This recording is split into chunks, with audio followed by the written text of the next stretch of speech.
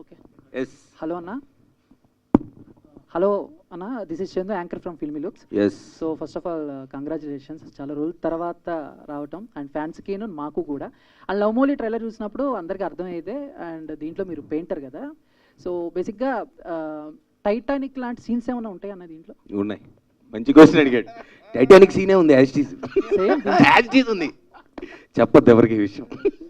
అంటే నేను కొంచెం రొమాంటిక్ సీన్స్ అన్న. నిజంగానే ఉంది, మీరు చెప్పేది రొమాంటిక్ ఉందన్న, నిజంగానే ఉంది, సేమ్ యాజ్ ఇట్ ఈస్ ఉంది. యాజ్ ఇట్ ఈస్ ఉంది. థ్యాంక్స్. అది నేను చెప్పకపోయినా మీరు తెలుసుకుంటారు కదా తర్వాత, ఏంటి ఆ రోజు అలా చెప్పే ఉంటారు. అది ఎందుకు ఉందనేది తెలుసుకోవాలంటే మీరు టైటానిక్ లాగా అంటే ఏంటి నీ ఉద్దేశం? అంటే యూ లైక్ టైటానిక్ మోర్, అందులో ఏమి ఇష్టం? అంటే అందులో సీన్లు ఇష్టమా? అందులో ఆ రెఫరెన్స్ ఎందుకు వచ్చింది? పడవ సీన్ దగ్గర ఇద్దరు ఇలా నుంచుంటారు కదన్నా, ఎక్కడ? పడవ టైటానిక్ లోనా? షిప్ లో ఇద్దరు ఇలా నుంచుంటారు, కొంచెం రొమాంటిక్ సీన్స్ ఉంటాయి కదన్నా అవి.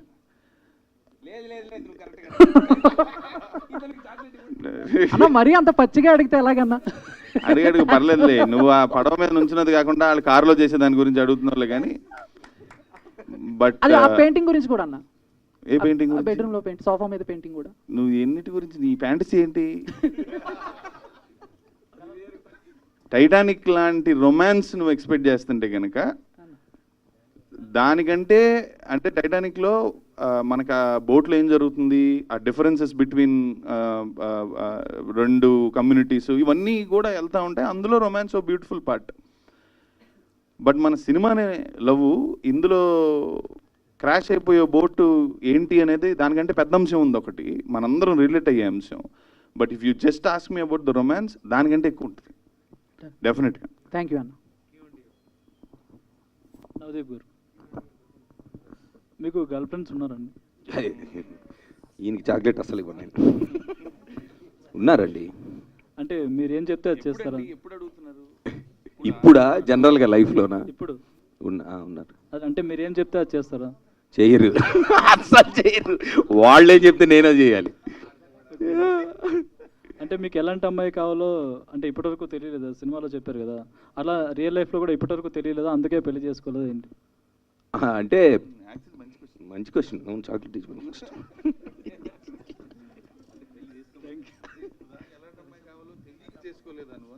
కరెక్ట్.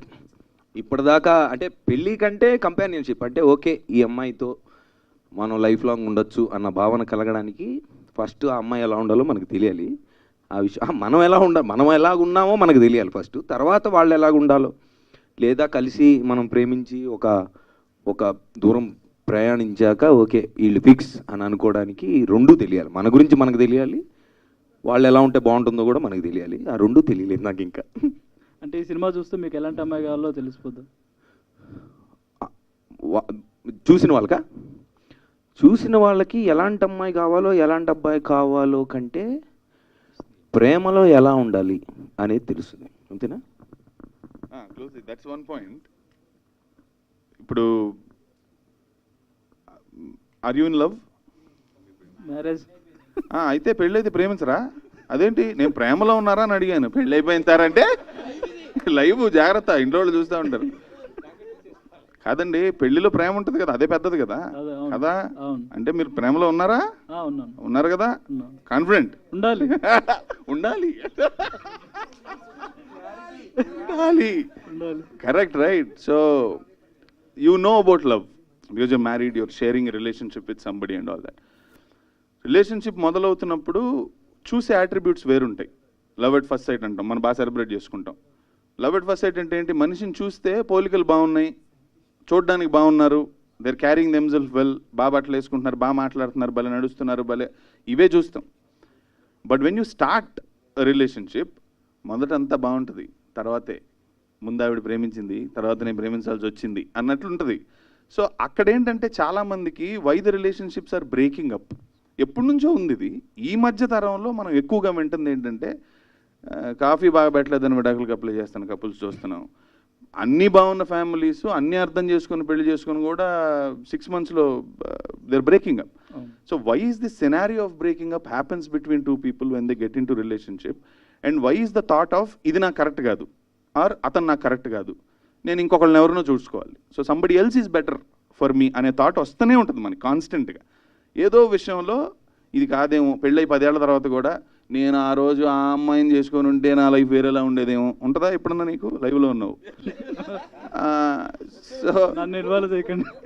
ఇలాంటి థాట్స్ జనరల్గా వస్తాయి. జనరల్గా రిలేషన్షిప్స్లో అప్ అండ్ డౌన్స్ వస్తున్నప్పుడు సగటుగా వస్తాయి ఇలాంటి ఎగ్జిస్టెన్షియల్ క్వశ్చన్స్. అవి ఎందుకు వస్తాయి, ఆ వస్తున్నప్పుడు ఆ బ్రేకప్లు ఎందుకు జరుగుతున్నాయి, దానికి అసలు సొల్యూషన్ ఉందా లేదా? అంటే నేను చిన్నప్పటి నుంచి విన్నది ఏంటంటే, సమాజంలో అందరూ మన పెద్దవాళ్ళు అందరూ చెప్పింది ఏంటంటే, అబ్బాయి సర్దుకుపోవాలిరా, రైట్, అడ్జస్ట్ అవ్వాలి. లైఫ్ అంటే అడ్జస్ట్ అవ్వాలి, అడ్జస్ట్ అవ్వకపోతే జరగదు. నీ జాబ్ అయినా, నీ ఇల్లు అయినా, నీ ప్రేమ అయినా, నీ ఏ రామాయణం అయినా కానీ you have to adjust. There is no other option. So నాకు ఒక క్వశ్చన్, కాంప్రమైజ్ అయితే తప్ప రిలేషన్షిప్స్ నిలబడవా, దీనికి వేరే సొల్యూషన్ లేదా అని అన్నప్పుడు నాకు ఒక ఆన్సర్ దొరికింది. ఓహో ఓకే, దీన్ని చెప్దాం. ఈ నాకు అనిపించిన సొల్యూషన్ ఒక మంచి కథ రాసి ఇంట్రెస్టింగ్గా, ఇప్పుడు ఇంటర్వ్యూ చెప్పినట్టు కథ చెప్పలేం కదా, దానికి ఒక సెటప్, గోల, చెరుపుంజి, హీరో అన్నీ పెట్టి అందంగా చెప్పాం. So that is what this film talks about. అందుకని ఇట్ ఈస్ మోర్ రిలేటబుల్. అంటే ఇది పెళ్ళికి ముందే ఉంటుందా, పెళ్ళైన తర్వాత అయ్యే కాంప్రమైజెస్ గురించి ఉంటుందా? నాకు తెలిసి నువ్వేం కోరుకుంటున్నావో నీకు కావాల్సిన ఆన్సర్లు కూడా అందులో ఉంటాయి. ఇంకోటి, ఇందులో ఒక డైలాగ్ ఉంది, పట్టపగలు కూడా ఇది సూర్యుడు లేని గుహ లాంటి గుండె నాదే అని. ఏంటి దాని మీనింగ్ ఏంటి? నీకు తెలుసుగా? నాకు తెలియదు, చెప్పండి. సో పట్టపగలు కూడా వెలుతురు పడని గుహ లాంటి గుండె నాది is, you use some expressions in dialogues. అంటే ఒకటి, సినిమాటిక్గా నేను పెద్దగా డైలాగులు రాయలే ఈ సినిమాలో, ఎందుకంటే నా క్యారెక్టర్ గ్రాఫ్ ప్రకారంగా డైలాగులు రాయటం ఇష్టం. ఇప్పుడు క్యారెక్టర్ ఒక ఆర్టిస్ట్, పెయింటరు, ఎవరికి కలవడు, పెద్ద సమాజంతో క్లోజ్గా లేడు, పుస్తకాలు అది చదివే అలవాటు లేదు, బొమ్మలు వేసుకుంటూ ఉంటాడు, ఎక్కడో కొండలో తనకంతా తిరుగుతూ ఉంటాడు. అలాంటోడు ఇప్పుడు వచ్చేసి పెద్ద పెద్ద డైలాగులు చెప్పేసి ఏదేదో రెఫరెన్స్లు చెప్పేసి అది they talk out side their character. నాకు అట్లా రాయటం ఇష్టం ఉండదు. నేచర్లో తిరిగినోడు, చిన్నప్పటి నుంచి నేచర్లో ఆ కొండల్లో అలా తిరిగినోడు ఏదన్నా చెప్పాలి, ఎక్స్ప్రెస్ చేసుకోవాలంటే ఆర్టిస్ట్ కాబట్టి విజువల్గా తను చూసేదాన్ని ఏదన్నా రిప్రజెంటేటివ్గా పోలికతో చెప్దాం అనుకుంటాడు.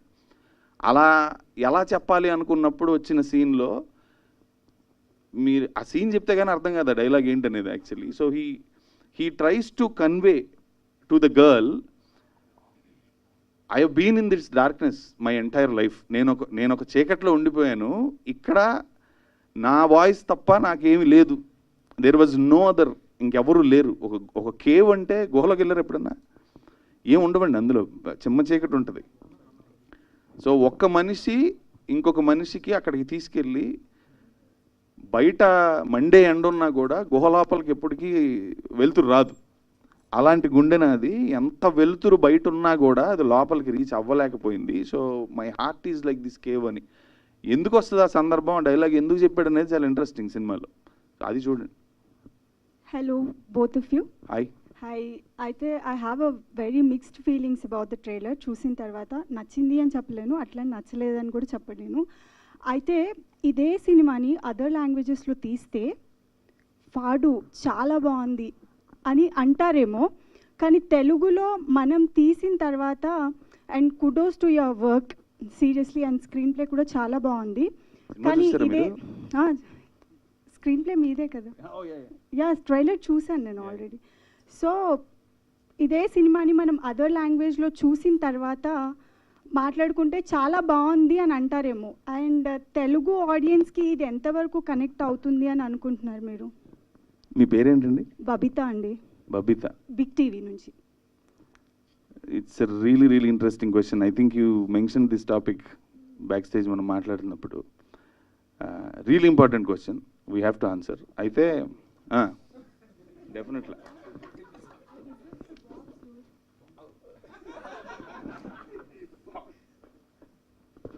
యాక్చువల్లీ భలే గుర్తు చేశారు మీరు. ఐ బీన్ టు ఈ సినిమా డిఐ కేరళలో చేయించాను. The colourist who has worked on this film, Manjummel Boys, Aavesham, the recent super hits, ఆ రెండింటికి వర్క్ చేసిన సేమ్ కలరిస్ట్. 1 year బ్యాక్ ఇతనికి సినిమా పంపించాను నేను. బేసిక్ ఎడిట్ అయ్యాక కలరిస్ట్ ఒకసారి సినిమా పంపని చూసుకుంటా ఉంటారు. ఏంటి మూడ్ ఏంటి జోన్ ఏంటి, so that they can discuss. అతని సినిమా చూసి మా టీంకి ఫోన్ చేశాడు. కేరళ అతను. నేను ఆ రికార్డింగ్ ప్లే చేస్తా ఒకసారి, ఇప్పుడు అడిగారు కాబట్టి మీరు wait 1 second.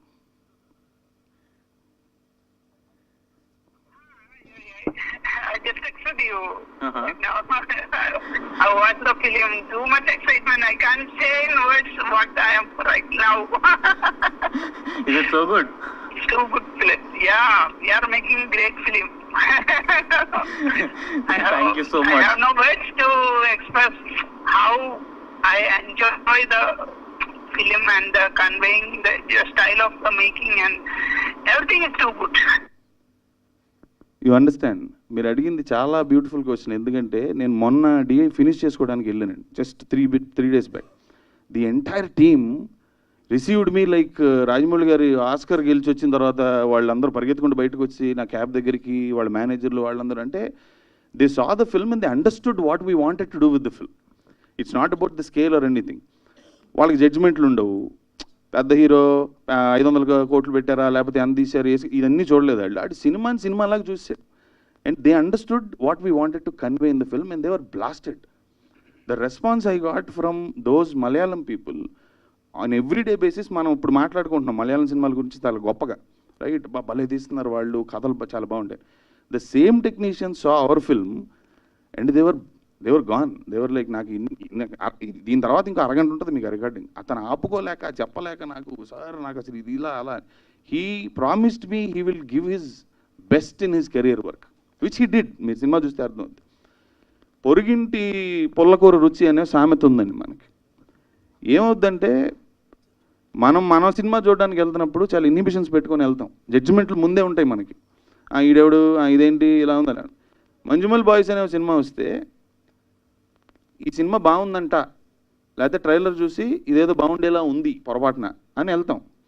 When you go to Manjummel boys, you don't know the actors, you don't know the director, you don't know anything, you just watch it as a movie. అందుకని నచ్చే ఛాన్సులు ఎక్కువ ఉంటాయి. మన సినిమా అయ్యేసరికి ఏమవుద్దంటే జడ్జిమెంట్లతో పాటు వెళ్తాం మనం. ఇది ఎందుకని, ఇది అందుకని అని చాలా ఫ్యాక్టర్స్ పెట్టుకొని వెళ్తాం. అవన్నీ తీసేసి మీరు సినిమాని సినిమాలాగా చూడడానికి వెళ్తే you will love this film.